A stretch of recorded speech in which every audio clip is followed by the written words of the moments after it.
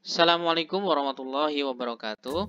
Apa kabar kalian semua? Semoga selalu dalam keadaan sehat walafiat ya. Selamat datang di pembelajaran matematika. Ketemu lagi dengan saya Pak Mulyoko, kembali berkolaborasi dengan Pak Happy Agriansah.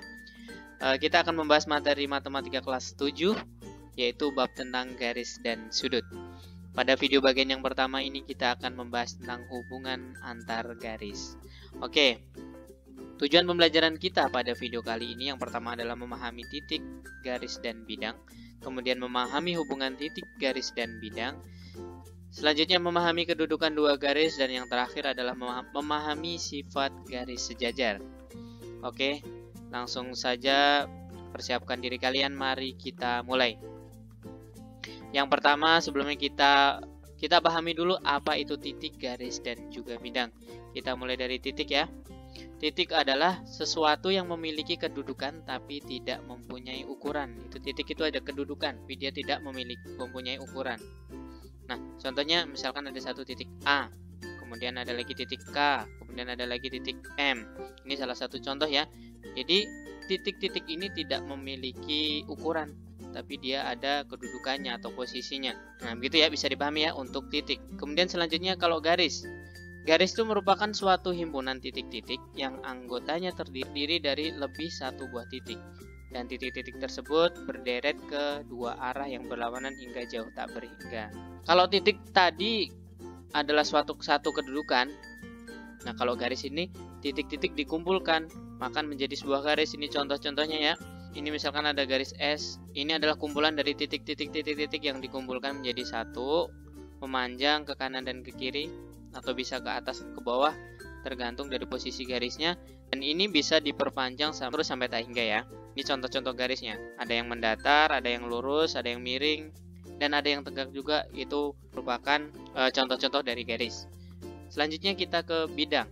Bidang merupakan himpunan dari garis-garis yang anggotanya juga terdiri lebih dari satu buah garis. Kalau garis tadi kumpulan dari titik-titik, kalau bidang ini adalah himpunan dari garis-garis atau kumpulan dari beberapa garis. Contohnya seperti ini. Misalkan ada bentuk seperti ini ya. Ada segi 4. Nah, area di dalam garis-garis ini adalah merupakan bidang.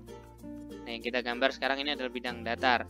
Contoh lagi seperti ini, misalkan bentuk persegi panjang, ini juga merupakan bidang ya. Nah, inilah pengertian mengenai titik, garis, dan bidang. Oke, selanjutnya kita pelajari hubungan titik, garis, dan bidang. Yang pertama adalah hubungan titik dan garis. Nah, hubungan titik dan garis itu bisa ada dua kemungkinan, yaitu titik pada garis dan titik di luar garis. Contohnya seperti ini. Yang pertama, ada garis L, kemudian ada titik K. Titik K ini berada pada garis L ini ya. Jadi titik K ini berada pada garis L. Ini yang pertama. Kemudian satu lagi garis L, kemudian ada titik M. Titik M ini berada di luar garis L. Itu ya. Hubungan titik dengan garis ada dua macam, bisa titik itu berada di dalam garis atau berada di luar garis. Yang kedua, hubungan titik dan bidang. Ini sama, ada dua kemungkinan juga, yaitu titik pada garis dan titik di luar garis. Untuk contohnya seperti ini, misalkan ada bidang, simpulkan alfa ya, bidangnya. Nah, titik K berada di dalam bidang alfa ini. Kemudian satu contoh lagi, titik M. Titik M ini berada di luar bidang alfa karena dia tidak ada di dalam bidang alfa. Selanjutnya, hubungan garis dan bidang. Hubungan garis dan bidang diklasifikasikan menjadi tiga. Yang pertama, ada suatu bidang, bidangnya beta, kemudian ada garis di dalamnya, yaitu garis M. Nah, garis M ini ada pada bidang beta ini ya. Kemudian yang kedua, ada bidang beta. Kemudian ada garis N. Posisinya garis N ini berada di luar bidang beta ini, gitu ya. Yang ketiga, garis ada bidang beta lagi, kemudian ada garis V. Nah, garis V ini menembus bidang beta. Berarti nembus ya dari depan ke belakang. Jadi ada tiga ya. Yang ketiga, garis ada bidang beta lagi, kemudian ada garis V. Nah, garis V ini menembus bidang beta. Berarti nembus ya dari depan ke belakang. Jadi ada tiga ya. Yang ketiga, garis ada bidang beta lagi, kemudian ada garis V. Nah, garis V ini menembus bidang beta. Berarti nembus ya dari depan ke belakang. Jadi ada 3 ya. Yang ketiga, garis ada bidang beta lagi, kemudian ada garis V. Nah, garis V ini menembus bidang beta. Berarti nembus ya dari depan ke belakang. Jadi ada 3 ya. Yang ketiga, garis ada bidang beta lagi, kemudian ada garis V. Nah, garis V ini menembus bidang beta. Berarti nembus ya dari depan ke belakang. Jadi ada 3 ya. Yang ketiga, garis ada bidang beta lagi, kemudian ada garis V. Nah, garis V ini menembus bidang beta. Berarti nembus ya dari depan ke belakang. Jadi ada 3 ya. Yang ketiga, garis ada bidang beta lagi, kemudian ada garis V. Nah, garis V ini menembus bidang beta. Berarti nembus ya dari depan ke belakang. Jadi ada 3 ya. Yang ketiga, garis ada bidang beta lagi, kemudian ada garis V. Nah, garis V ini menembus bidang beta. Berarti nembus ya dari depan ke belakang. Jadi ada 3 ya. Yang ketiga, garis ada bidang beta lagi, kemudian ada garis V. Nah, garis V ini menembus bidang beta. Jadi ada 3 macam. Sekali lagi Bapak ulang, ada 3 macam. Yang pertama, garisnya ada di dalam bidang, kemudian garis ada di luar bidang, dan yang terakhir adalah garisnya menembus bidang tersebut. Bisa dipahami ya?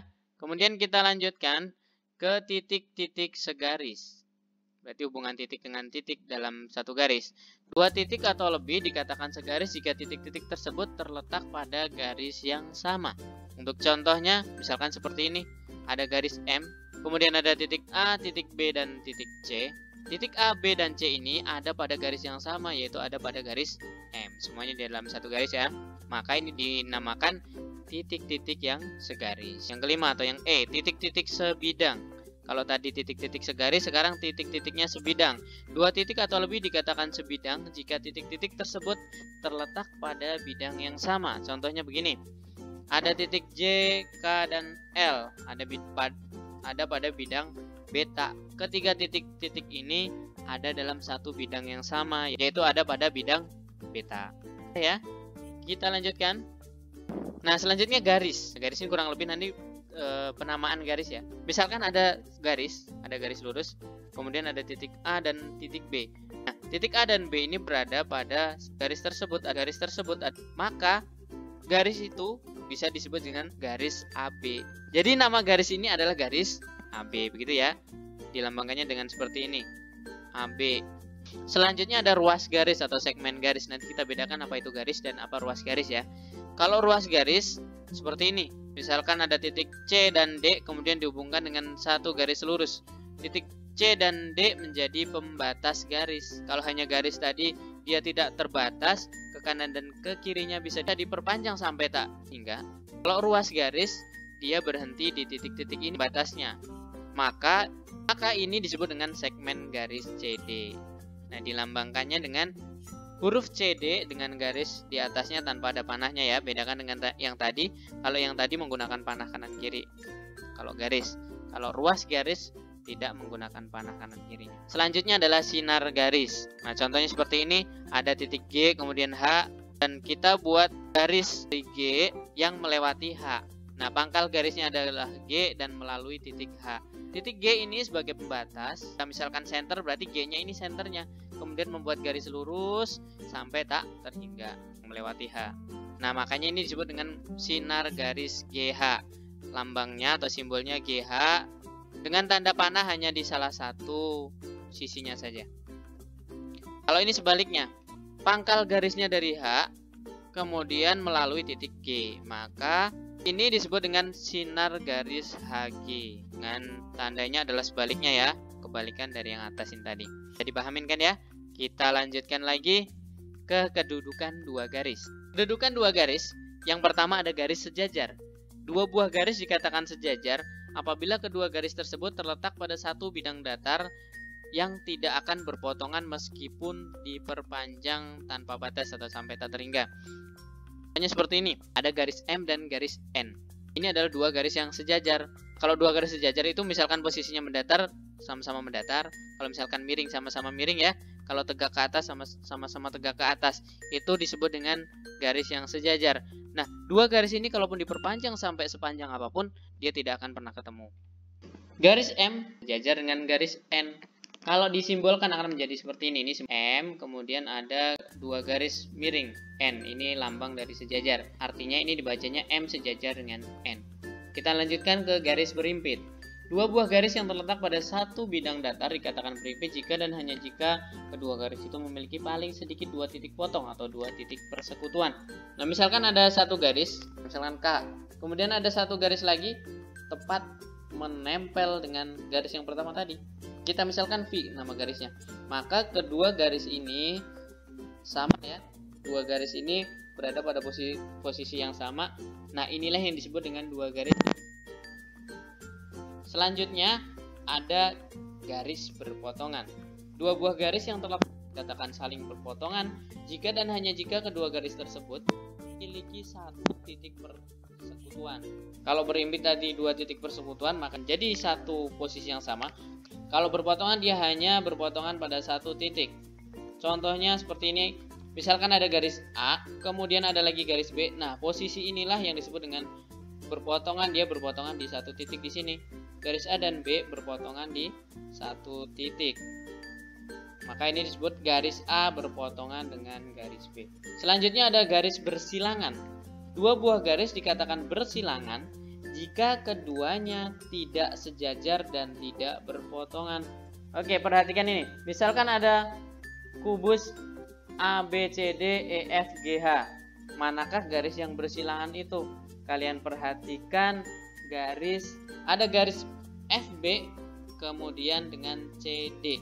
Kalau kalian perhatikan ya, DC terlihat seperti berpotongan dengan FB. Kalau dari gambar terlihat garis DC dengan FB ini seperti dua garis yang saling berpotongan di sini ya. Tapi karena ini adalah kubus 3 dimensi, garis DC dan FB ini berbeda bidang. Jadi yang seperti ini disebut dengan bersilangan. Kalau kalian diminta contoh lain, misalkan ini ada EF dengan HD. Ya, terlihat seperti berpotongan tapi mereka adalah dua garis yang saling bersilangan. Oke, kita lanjutkan kedudukan dua garis, yaitu garis berpotongan tegak lurus. Sama seperti garis yang berpotongan, tetapi sudut yang dibentuk adalah 90 derajat. Jadi tadi kan kita sudah belajar berpotongan. Kalau yang namanya berpotongan itu bertemu di satu titik ya. Kalau berpotongan tegak lurus ini, pertemuan ini membentuk sudut 90 derajat atau sudut siku di sini ya.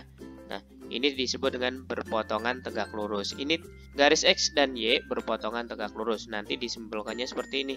X, kemudian ada seperti huruf T tapi terbalik Y. Jadi dibacanya adalah X tegak lurus dengan Y. Pada gambar ini garis X adalah garis horizontal mendatar, garis Y adalah garis vertikal atau tegak. Untuk tegak lurus tidak selalu bentuknya vertikal dan horizontal ya. Bisa juga miring, yang penting dia akan membentuk sudut 90 derajat atau sudut siku-siku di titik potongnya. Nah, itu tadi kedudukan dua garis. Kita lanjutkan ke sifat-sifat garis sejajar. Pada garis sejajar ada sebuah aksioma. Melalui sebuah titik di luar sebuah garis dapat dilukis tepat satu garis yang sejajar dengan garis tersebut. Nah, misalkan ada garis X, kemudian ada lagi satu titik yaitu titik A. Melalui titik A ini hanya bisa dibuat satu garis yang sejajar dengan garis X. Kalau kita tarik garisnya maka akan menjadi garis Z. Nah, garis Z ini merupakan garis yang dibuat melalui titik A dan dia sejajar dengan garis X. Hanya tepat satu garis ya, tidak bisa dibuat garis lain selain garis Z ini yang melalui titik A dan sejajar dengan X. Untuk mengetahui bagaimana cara menggambar dua garis sejajar dengan baik, kalian bisa simak pada tautan video di sebelah kanan atas ini ya. Oke, selanjutnya sifat 1. Sifat yang pertama dari sifat-sifat garis sejajar. Jika suatu garis memotong salah satu dari dua garis yang sejajar, maka garis itu juga memotong garis lainnya. Nah, misalkan ada dua garis ini ya, garis M dan N ini saling sejajar. Kemudian kita misalkan ada garis P garis P ini memotong garis M. Nah, bisa dipastikan kalau kita perpanjang garis P, maka dia juga pasti memotong garis N ya. Jadi garis M dan N sejajar. Jika garis P memotong garis M, maka P juga memotong garis N ya. Kita lanjutkan ke sifat yang kedua dari garis-garis sejajar. Jika sebuah garis sejajar dengan dua buah garis, maka kedua garis itu juga saling sejajar. Misalkan ini ada garis K, L, dan M. Garis K sejajar dengan L. Kemudian garis L sejajar dengan M. Nah, L ini sejajar dengan M. Maka itu sudah pasti bahwa garis K juga sejajar dengan M. Jadi garis K ini juga pasti sejajar dengan M-nya. Gitu ya. Bisa dipahami ya. Itu dia penjelasan mengenai hubungan antar garis. Semoga bisa kalian pahami. Apabila ada pertanyaan silahkan ditanyakan melalui kolom komentar.